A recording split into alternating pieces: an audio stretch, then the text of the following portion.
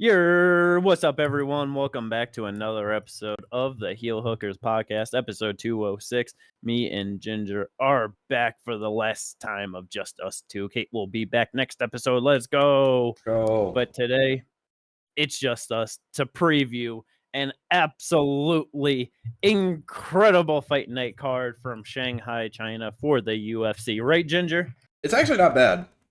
It's not bad. There's a lot of really good fights on it. But there's just a lot of other, I was about to say, it's a very top-heavy card, but there are some fun fights down lower as well.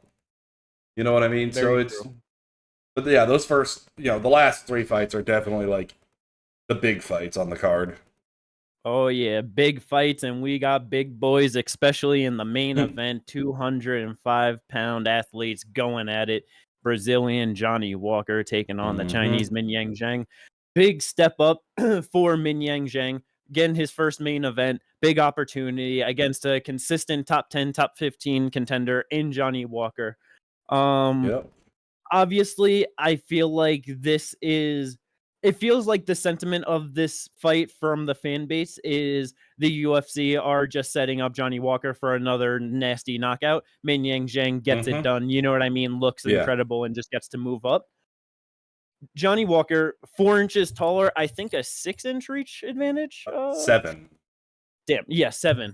A lot bigger. We know how athletic he can be and how powerful he can be with his shots. Do you think this is just, okay, Mingyang goes out there and gets it done in his biggest opportunity? Or do you think Johnny Walker could pull out with an upset here? Johnny Walker, that's the biggest thing. Is Johnny Walker can get the upset here, I feel like. I think people, downplay how good he actually is on the feet. The thing is, when it comes to him, is he's losing to, some of the better strikers in the division. Volkan Oezdemir is a really good striker. Magomed Ankalaev, really good striker and champion. Yep. Paul Hill, Thiago Santos. Nikita Krylov was more likely because of his decision just wrestling. And then, Corey Anderson is a powerful striker, not the best striker, but very powerful. But also, Johnny Walker has improved since 2019. That's 6 years ago at this point.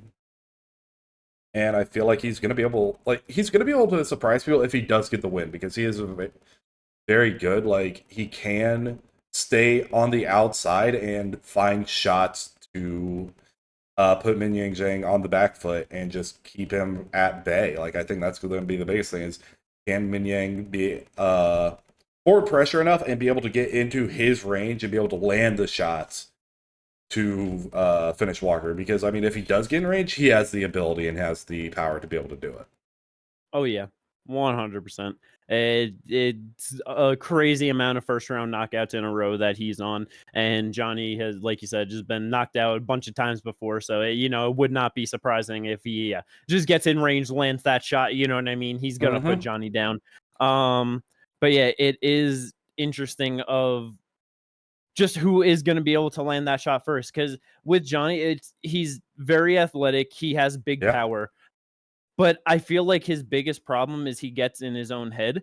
And when he tries to start fighting too technical and thinking too much about what he's doing, you know what I mean? Then it's I feel like that's when he gets caught real easy. He just has to, I feel like he has to believe in himself. It's one of those things of he's one of those fighters who can't think. He just needs to flow. And I kind of understand that. When I was, in high school and stuff and doing athletics, I was someone who couldn't think about it. I will start to fuck up and do things wrong and all that. I just needed to get into a flow state and just go. And I feel like he's someone who is a lot like that. Yeah, because it's just it feels like as he tries to start thinking about whatever the game plan was or whatever he should be doing, then I feel like it just all starts to fall apart pretty quickly. He has to just go out there, just like you said, be on the outside, land big shots, and just not fight in the range that Zhang wants to, and he can easily be the one to find that knockout shot first.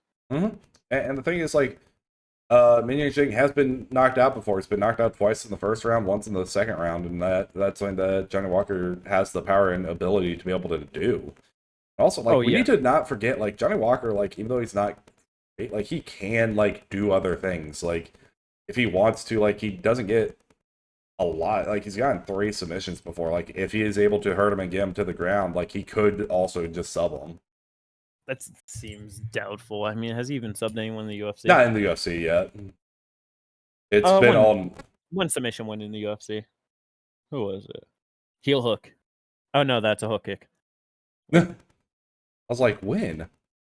Oh, rear naked choke, E1. That's what it is. E1. Yeah, that's E1. Hey. Hey. One of these days, he will graciously allow Khalil Roundtree at a rematch to finally try and get his dignity back in the division. You know what I mean? How about he goes on more than a 2-fight winning streak first? He hasn't been able. He hasn't been able to do that in the UFC yet. It's not his fault. He's got the brains of a pickle jar. It's hard to work with that, you know what I mean? But he's doing his best out here. Right. Evil Hunt. But either way. But yeah, it's like obviously Mingyang, only 3-0 in the UFC, has not fought the level of competition that Johnny Walker has at all. So the experience is easily going to be on his side. And even just one of those things where it's like, yeah, this is his first UFC main event. It's in China. There is going to be a whole lot of pressure on him in this one. So Johnny, he's just someone that's just always like all around the world and traveling and doing his thing. It's like, yeah. This isn't nothing new for Johnny. Yeah, Tapology has him at a plus 285 underdog. Would not be surprised if Johnny Walker pulls out a win here, honestly. I'm also not shocked that he's, the underdog. Yeah, but it's just one of those things we're talking about. It's like, I don't know, minus 400 favor for fucking Mingyang Zhang. Like, that's a little high, but like in terms of just like who, if you were to ask me, like gun to my head, put a bet down, who you putting money on? I'm gonna put it on Mingyang. Yeah, like you know what I mean, like first round knockout for sure. That is going to be the Tapology pick. Yeah, right. But yeah, that's kind of like one of those things. So he might have a lot of pressure on, and that's something that they definitely don't take. A lot of people don't take into account, and the fact that also this is his first main event. We just saw what happened to another first round finisher in the heavyweight division, getting their first main event in the UFC. Now he has 3 fights in the UFC. Still not to the level of Johnny Walker, because you got Brenton Hibiero, who's not good, Ozzy Diaz, and then retirement fight Anthony Smith, who Johnny Walker, if I remember right, dog walked. Yeah, I'm pretty sure didn't he beat him by decision? He did, but he dog walked him the whole time. Yeah. That was also still not a good version of Anthony Smith either. It wasn't, but that was also 2 years ago, not... Very true. Very true. I'm leaving the game. So. Fun fight. Yes. Gonna be absolutely explosive. Do not expect it to last long. At most, this goes into the second round, but even with that, it seems pretty doubtful, honestly. Yeah, and I'm gonna be honest. If it goes into the second round... if it goes into the second round, Johnny Walker's winning. Because Mingyang has only ever gotten first round finishes. That's pretty crazy. Hey, first time for everything, you know what I mean? Smith was the first one to lose a decision to Johnny Walker, you know what I mean, in the UFC, so maybe Mingyang pulls something different out. DKO'd in the second round. He's been subbed in the second round, and then he lost to the decision. Incredible. Let's go. But yeah, should be a lot of fun. Definitely aren't going to need the 5.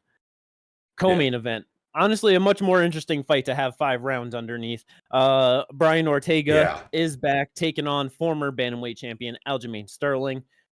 What is your excitement level heading into this fight, and who do you feel like it has the edge going into this one? I am fairly excited for this fight, just because the grappling exchange are going to be fun as hell if they have when they happen. That's going to be one of those things that's going to be very fun. They're going to happen. Like they have to. But also, like, they're both kind of unorthodox on the feet, so like there's going to be some like Brian Ortega likes to throw spinning elbows at times, and Aljamain will throw a hook kick every once in a while. So it's like, this could be this could be a sneaky fun fight throughout the whole thing. And then the grappling exchanges are going to be fun as hell. I don't know who's going to win. If I had to favor one person, I'm gonna favor Aljo because I just do not have belief in T City in a lot of fights. I get it. Yeah, I think that Aljo should be able to win this via decision. I don't see him being able to be the first person to sub Brian Ortega. And on the flip side, I don't see Ortega being able to sub Aljo and being the first one to sub him. Both these guys never been subbed, and they're both very. That usually happens when you're a grapple first type of guy. Is you'll end up with a sub loss every once in a while. Yep. Neither of them have been subbed before. Yeah, they are definitely both usually the better submission artists in their fights. So yeah. Yeah, and right But now, like I can't parse who's the better submission threat between the two. That is a hard thing to try and parse, you know? I think it might be Ortega. It might I be. think it might be. But it's where it's real hard because I feel like overall grappling, Aljo's a little bit better, and Right. I feel like he's probably gonna have the positions and like have the dominance like a bit more throughout the fight. But I do just wonder if lack of damage, lack of any meaningful threats, you know what I mean? Uh-huh. If Ortega might just in his moments, even on the feet, just maybe land a couple of punches, you know what I mean? Just Yeah. have a little bit more offensive moments that it's like, even if it's like Aljo might kind of be like the better fighter coming out of it, Ortega ends up getting the decision. You know what I mean? No, yeah, that's entirely possible. It's just one of those It's things, hard. so like, It's because real it's also hard one. hard to parse because like there are a lot more grapple heavy guys at bantamweight than there are at featherweight. From Oh yeah. so like he's a lot of guys who are able to defend against the grappling and able to defend really well against like submissions and all that. So it's just like one of those things where it's like, eh. But yeah, no, I really don't know. I'm gonna favor Aljo, but I could definitely see Ortega being able to pull out a win, especially if it's Yeah. gonna go to a decision. Now, could Aljo get him down, get like into a down position and potentially TKO Brian Ortega? Yeah, absolutely, that's possible. I don't think it's highly possible, but I think it's Yeah. more possible than a submission. Yes, I much easier see him getting like, yeah, the back and landing TKO to get a like or ground and pound to get a TKO than pulling out a rear Yeah. naked choke for sure. I definitely agree with that. But it's like, yeah, it's like, bro, I also wonder, it's like we gonna see fucking Aljo just go out there, dominate him, and Ortega pulls out the classic The third third round round, submission Hail yeah. Mary. Like, Does he try to pull I out don't the know. classic third round submission Hail Mary and it be a guillotine, and then all of a sudden, like, Aljo gets him down, gets into a Von Flue?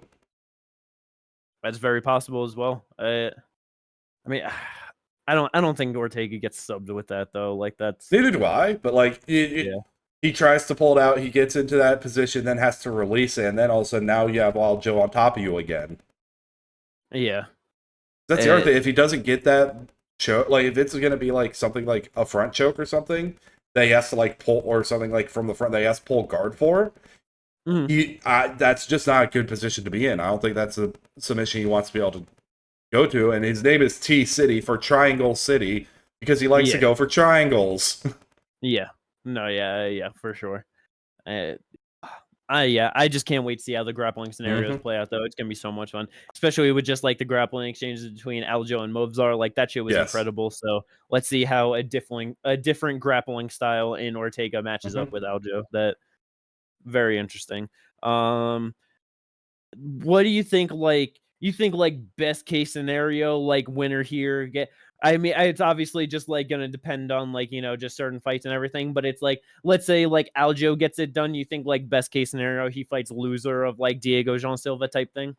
Well, I mean, like with Aljo, if Aljo wins, I feel like they go to either like Arnold Allen or Yair.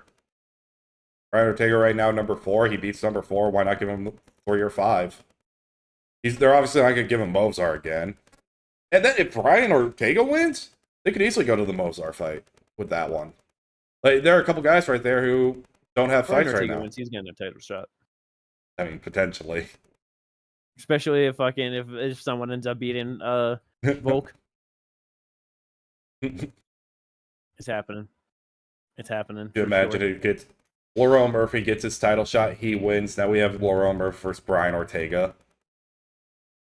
Bro, that'd be so annoying. Oh my god, with fucking like the winner of Diego and Zhang there, Yep. Mozart there.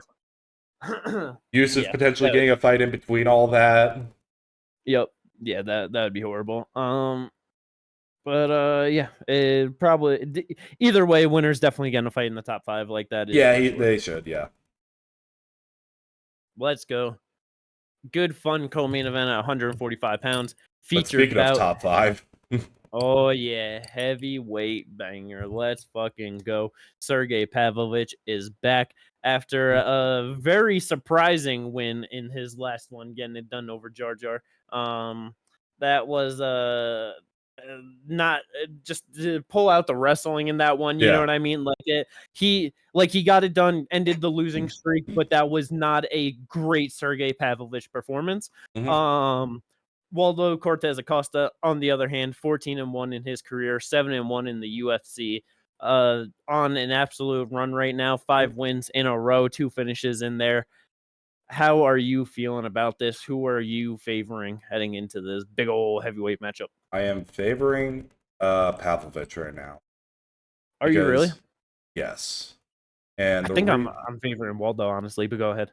I get why, but like at the same time, like Sergei Spivak was able to land good shots onto Waldo, and as we know, like Sergei Spivak does not have good power. He's not a Yeah. knockout type guy. 100%. Pavlovich has power. For sure, yes. If Waldo gets, and Sergey looked like he hurt Waldo a couple of times. Pavlovich might be able to just knock him out in the first round if he allows to get if he gets hit like he was against Sergey Spivak. And I 100%. also don't think he's going to be able to take down Pavlovich, so I don't think that's going to be an angle he's going to be able to do it like he has against other fighters. I think he's got a bit of it like awkward style on the feed that a lot of heavyweights aren't able to deal with. Mm-hmm. But I don't think that's going to be a problem for Pavlovich. I think Pavlovich with a 6-inch reach advantage is going to be able to do what he needs to do to get this win. It's very fair. Because it's like the possibility of like Waldo trying, because like you said, I don't think he's really going to be able to grapple with him. I don't think that's really even going to be the game plan, honestly, even though like overall against Sergey that would be smart. I feel like he's going to look to be faster in there, land good shots, just good jabs, 1-2s, you know what I mean? Keep it moving, stay on the outside at moments, but then just find his time to like just pick good, meaningful shots. Yeah. Wouldn't be surprised if looking to come in, like just being faster, whatever, Sergey's able to land a big jab, a big 1-2, whatever, and it puts him down for sure. That's easily possible. Like you said, 6-inch reach advantage, that's going to be fucking massive. I do just wonder. I know that Sergey Spivak was landing, good shots on Waldo, even though Sergey has much longer like reach and has obviously used his striking way more effective at the higher end than what Spivak ever has.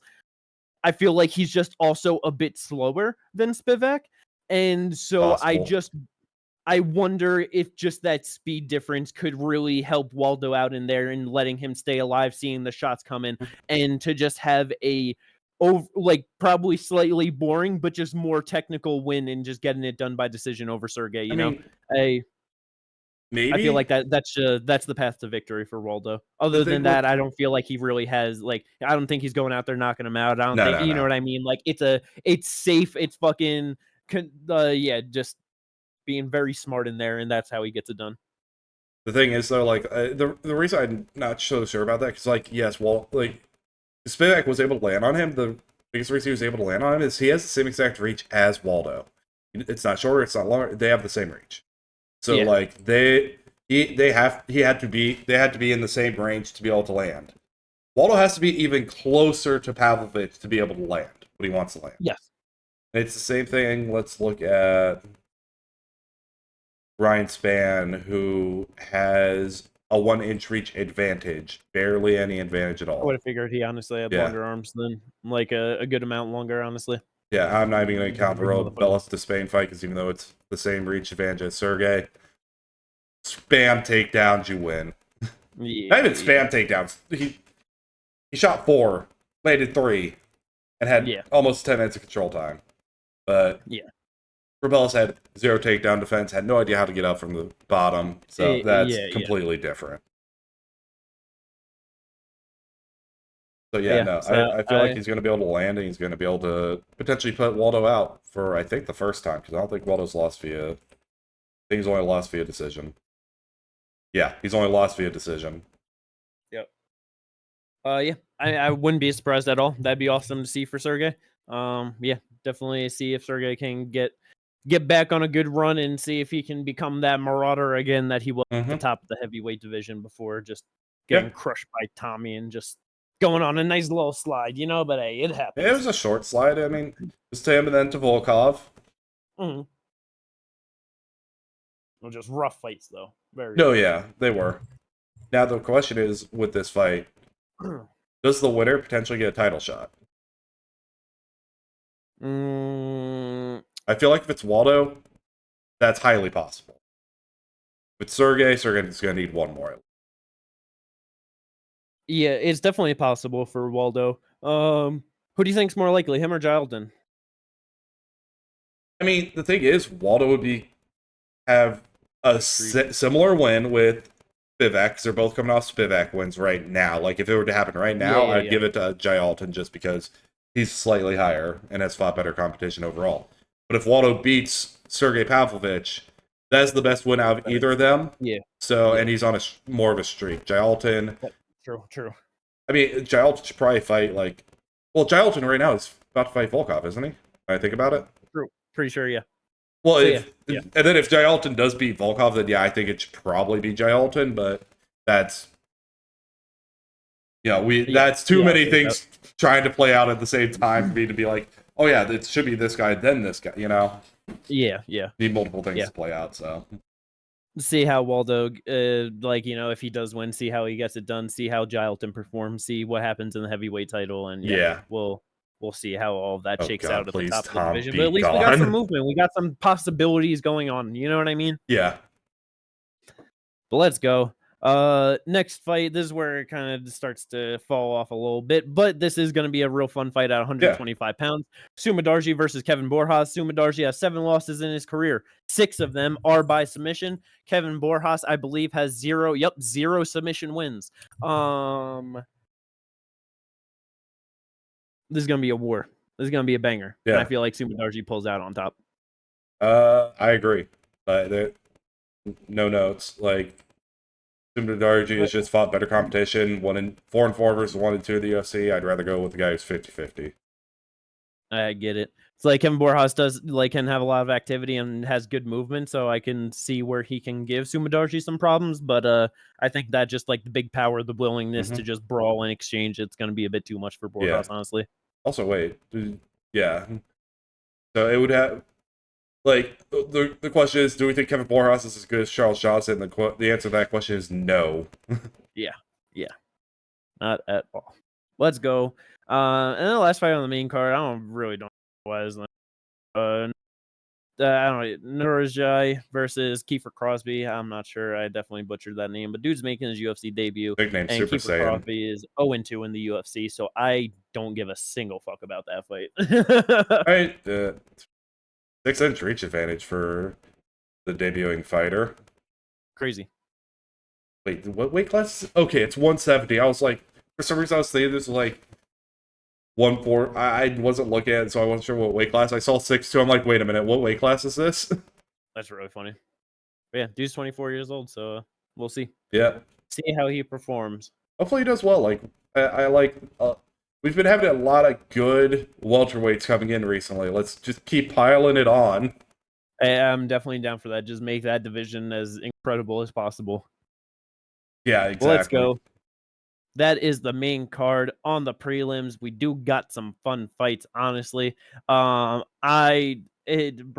Pereira was supposed to fight Marco Tulio. That was going to be a really good fight. But Tulio had to pull out. In steps in Kyle Daukaus. This is about to be a slaughtering in China. Yeah. Kyle Daukaus will be able to get one more after this because he's doing the UFC, a favor. So they'll be able to be like, hey, here's another fight. But he's just not on the level. Nah. At No. least he wasn't when he left. Maybe he's improved enough to be closer to being on the level. Yeah. And if Let's not, see if he can pull out a Darce, you know? yeah, and if he does lose, like, we could do him a solid and be like, all right, let's give him someone who's, and we'll see where, like, we're not sure where they're at, Yeah. and we'll be able to figure something out. We'll give him someone like, I don't know. Or you can just give him someone who's 0-3 in the UFC, like Robert Valentine. Very true. Very true. But yeah. So that should definitely be a fun finish, however that one plays out. Yeah. What else on the prelims are you excited for, though? I'm not so much excited for this. Like, I'm excited. It's an interesting fight, but I more so have a question for you on it. Is, do you think that Charles Johnson is too much of a step up in competition for Loner Kavanagh? I'm not sure. I'm not the highest on Loner. He's Neither am obviously I. solid. He's 9-0. He's 26 years old. Mm-hmm. 2-0 in the UFC again, wins over Jose Ochoa and Felipe dos Santos, which is like they're not bad, but it's not great.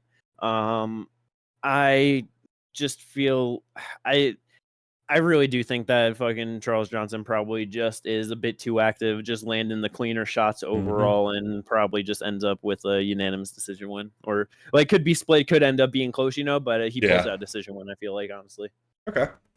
No, that's fair. but Like, it's just one of those things where it's just like, damn, you really just threw this guy to the wolves. Like after 2 wins, like there are other mhm. fighters you could have gone to before this, and we could have really Oh like yeah, learned a lot more about this kid before you said, hey, this dude who's just in the top 15 here, you know? yeah.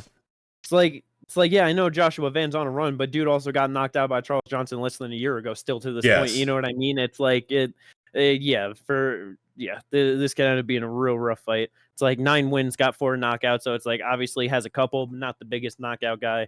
Would be kind of surprised if he finds one over Charles Johnson, Yeah, honestly. I'd also be surprised if he found a sub. He only has one sub in his career. Yeah. So, So yeah, he's gotta hope that he could just avoid most of the slick shit and land. mm-hmm. He's not gonna land more, but just land the clean shots throughout. You know what I mean? Probably grab Yeah. some takedowns, get some control time, but yeah, it's gonna be a hard one for him to pull it out. Oh, yeah. But I'm always down for a Charles Johnson fight. So let's go Oh, yeah. energy. Um, honestly, other than that, is like Mahashate is on the card. He puts up fun fights. He's Yep. down. He'll go out there for a knockout. But I don't got the most interest on any of these other prelim fights. I don't know if you Yeah. do. Yeah, no, it's kind of similar. That was the one fight I was also kind of looking at just because Gage Young 0-1 in the UFC, so Machete probably going to be able to go out there and get a knockout. Yeah, taking on Gage Young. Mahashate is 2-3 in the UFC. Gage Young 0-1. A lot of guys with not great UFC records, either debuting guys or just like 0-2, 1-1, Mm-hmm. whatever. So but yeah, Yeah. we shall see how these fights play out. Hopefully, we just end up with a good card and just a lot of fun fights. Yep. Hopefully it's like the UFC Macau, where it's just like a lot of fun because this is an early card. Yeah. Why Oh, does yeah. this say 3 a.m. Eastern Standard Time? Bro, I'm fucking tired thinking about it. I It's 1 thought it a.m. my said time, bro. 6. No, 6 is the main card time. Fuck. Yeah. Yeah. 1 a.m. my time, bro. It's like I don't know. I I don't know. I'm staying up. I'm not gonna try and fucking go to sleep and then wake up to this card. I mean, if it was 3 a.m. for me, I would sleep for a few hours and then wake up because I remember doing that for Max and Korean Zombie. Mm-hmm. Fucking I'm pretty sure I slept for like 2 hours, but I did it like it was. But 1 o'clock, I can't do that. No, yeah, one No, o'clock. no. You kind of have to. Yep. But Let's go. No draft fighters on this card, so get a week break. yeah, But I'm should surprised be by some that. fun. I don't know when the next one that we got coming up, but Probably in the let's go. next card, I would assume, I wouldn't be surprised. We always because got guys that fighting. card would be Paris. Yeah, Crazy. Kate has Halio. So I already know for a fact there's one on there. Yeah, and she has Adrian Lee that Friday too. So Yep. Pretty sure I have let's one fighter go on there. Yep, see it's how the that week continues after. throughout next month. But other than the card, we do got some fight news going on. Not too much, but we do got a couple fights and some solid ones, honestly. Yep. First one, fight added for UFC Rio. Vicente Luque taking on Santiago Ponzinibbio. Ginger, how do you feel about this one? That's the type of fight I want to see Vicente Luque in from now on. As older fighter, Yes. veteran fighters. I don't need to see him fighting the up and coming prospects who are out here getting knockouts. And honestly, it's a fight that I'm surprised hadn't happened before this. Yeah, they've both been around for a real long time. Obviously Ponzi like had his layoff for a bit, and Vicente was like, here through all of that. But yeah, just definitely surprised that it hasn't happened yet. Yeah. But yeah, like I said, we don't need these young up and comers fighting them and stuff. Give them old man fights. We'll fight the veterans of the division, and yeah, this is perfect old man banger fight. And then if I'm favoring a Vicente Luque knockout in this one. Yeah. Ponzi's been getting fucked up. Yeah. I'm with you on that. November 1st, Apex event. We got a I'm pretty sure top 5 fight. At 135 pounds for the women. Ketlin Vieira is taking on Norma Dumont. Kind of funny that 3 and 4. Yep. Kind of funny. Ketlin just back-to-back fighting the 2 women in the division that struggled with their weight so consistently to try and even make the division. And Macy Chiasson and now fighting Norma. But and she missed weight in her last one. Fighting fucking 10 pounds up or some shit, whatever it was. So let's go Norma in this one, right? Hopefully she gets it done, and just as the new name in the division can actually keep getting wins and not just lose to people that have been here forever and nobody cares about. Well, that's the thing. Like at this point, like Norma Dumont beats Ketlin. Title shot. Like there's no one else there. Yeah, 100%. I don't need to see Pena in a title shot until February 65th of 2100. Yep. And then Raquel Pennington just hasn't done anything to earn a title shot. Yeah. 100%. So yeah, hopefully Norma gets it done. Add some more fun to the division. UFC 320 got a fight for that card. Patchy Mix is back after losing his UFC debut, looking terrible to Mario Bautista, taking on UFC debutant Jacob. Just I'm sure is probably it's Polish. It's definitely got a way to say that I'm gonna fuck up and not know how to exactly. But former KSW champion coming in to take on Patchy as he was the former Bellator champ. So, a little bit of interest there. But just kind of surprising going from a top 10 guy to UFC debutant. But hopefully Patchy can look good and get it done for sure. Just want him to be able to perform. In his last 8 fights for Jacob, he has fought the same opponent 4 times. That's ridiculous. That's the dumbest fucking thing ever. Was he fucking Davidson Figueiredo? Like, what the fuck? That's basically what happened. He lost the first one. And then, 2 years later, I guess he won the title off of him. They went to a technical draw. And then he had a defense in between and then fought him again. Nice. Basically, it's very similar to what happened there. Yeah. Absolutely incredible. So don't really know much about Patchy's opponent. Just don't got too much on the fight. But just want he has 0 KO TKO wins, 10 submission wins, 6 decision wins. Nice. So he's gonna go out there and try and take Patchy down, and maybe that's we can what get Patchy does. Grapple. Yep. So yeah, let's see how this one goes. Then we got motherfucking Patricio Pitbull making his return to UFC Paris. He is getting active in the UFC, wasting no motherfucking time at all. I love it for him. It's so smart. Taking on Kita. That's definitely gonna butcher another that one debutante. Yep. But former Octagon double champ taking on former Bellator double champ. We're just getting some fucking regional shit going on. I love this kind of stuff. We fucking talked about this shit so long ago, Ginger. And now it's all coming together under the UFC umbrella. It's very fun. It is. But yeah, don't know shit about this dude, but fucking double champ coming from Octagon. Hopefully he's some good fun. And I'm gonna assume that he's probably much younger than Pitbull. So 27. Yeah.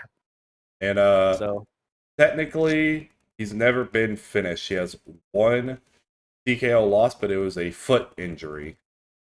very nice. Very So nice. he's damn near essentially undefeated. Hell yeah. So this is going to be.